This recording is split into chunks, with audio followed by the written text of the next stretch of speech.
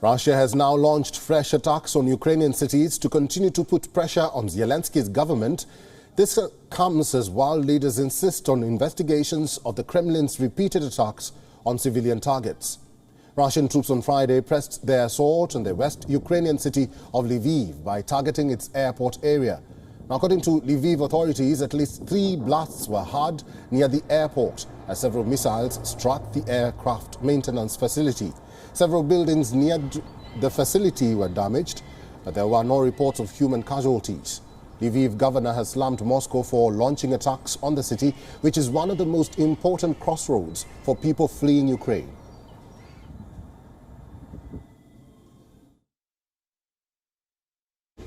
Це удар по місту Львову, по гуманітарному хабу, в якому як мінімум зараз знаходиться 200 тисяч переселенців, які вже один раз йшли від військових дій. І удар ворога по місту Львову – це ще раз підтвердження того, що вони не воюють з українським військом, а воюють з населенням, з дітьми, з жінками, з переселенцями. Over 100 empty prams were laid out in Lviv's central square on Friday as part of a campaign highlighting the large number of children casualties during the ongoing Russian invasion.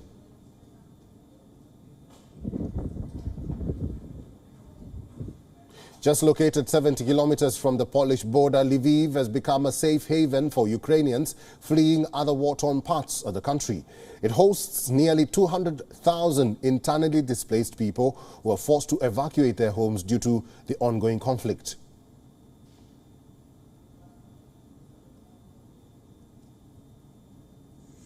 Meanwhile, at least 1 person was killed and several others were injured after fragments of a Russian missile hit a residential neighborhood in Kyiv's Podil district on Friday. Nearly 100 people evacuated from a residential building after fires ignited following the attack. Hundreds of Ukrainians still stuck in the Ukrainian capital have now sought shelter in the underground subways or bomb shelters.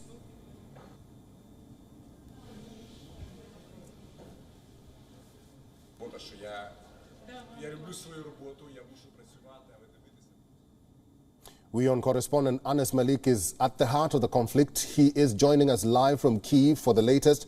Mallick, thank you very much for joining us at this hour and welcome to this broadcast. Russian troops are closing in on Ukraine's capital. What's the latest situation? Are residents still putting on a defiant face amid this imminent threat of an attack?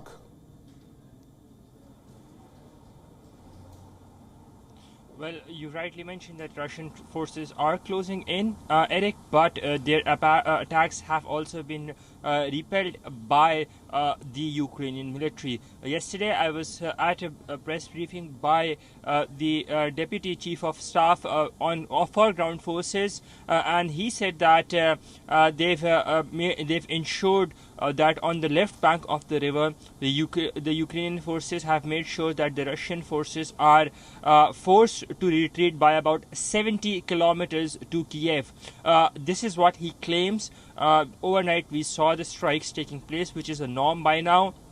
That fear, instigation of fear, that remains here very much. That can be seen, visibly seen in amongst the residents as well, those who have chosen to stay back. More than 10 million people have left the city, or their own cities, their own comfort, or have migrated. That includes 6.5 million people internally displaced persons or IDPs, and 3.2 million people who have chosen to leave for other countries. So the humanitarian tragedy continues, the attacks continue, there are claims, there are counterclaims, and amidst that, the civilians continue to suffer. Eric? Mallick, we know the gravity of the situation, and reporters like you are prepared for this imminent attack. Probably you can tell us what you're wearing at this moment, because I've noticed it's different from what you've been wearing over the past week.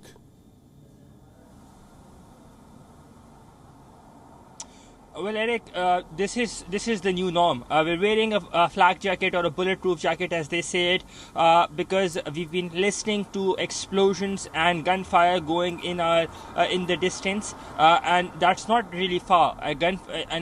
About gunfire, it is said that it's as far as about 4 to 5 kilometers.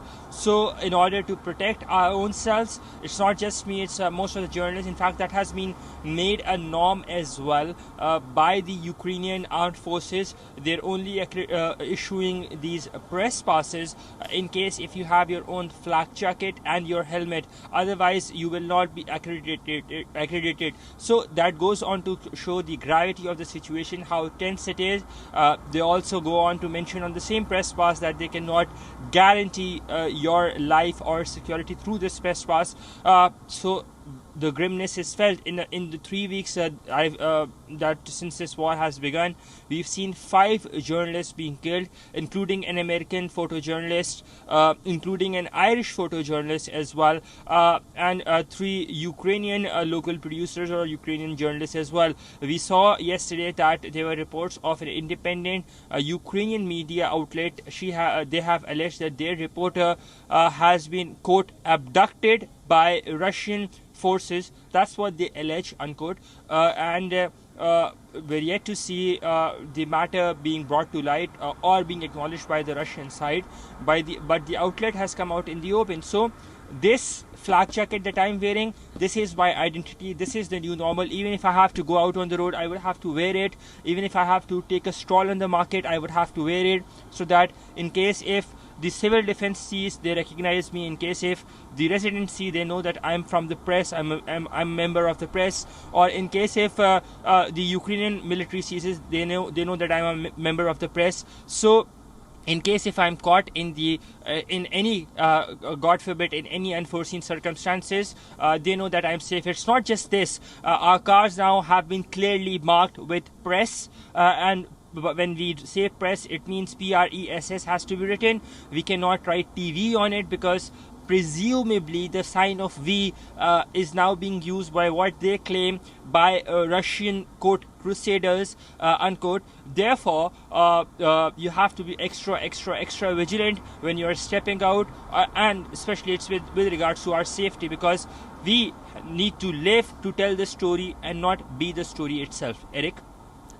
Good to note that. Many would want to know what next for Ukraine or Kyiv if the Russian troops manage to capture the nation's capital. Do we know of any strategic plans or measures put in place by the Ukrainian forces at this moment?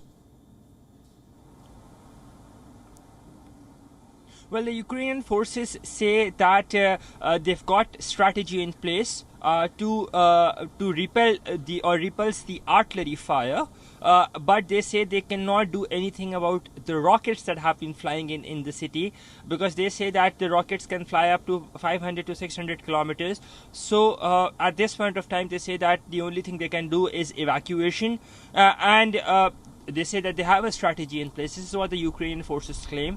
They say that they had a problem with the left side of the river, and the Ukrainian forces said that the Russian forces, according to their estimates, were closing in, but they have been pushed back for now. But the situation on the ground generally remains grim, tensed. It's really difficult to go out in those areas. If you go to one area, if you're lucky enough to go to one area on the front line, let's say today, very sure that you won't be able to access it tomorrow or day after in the next 48 hours.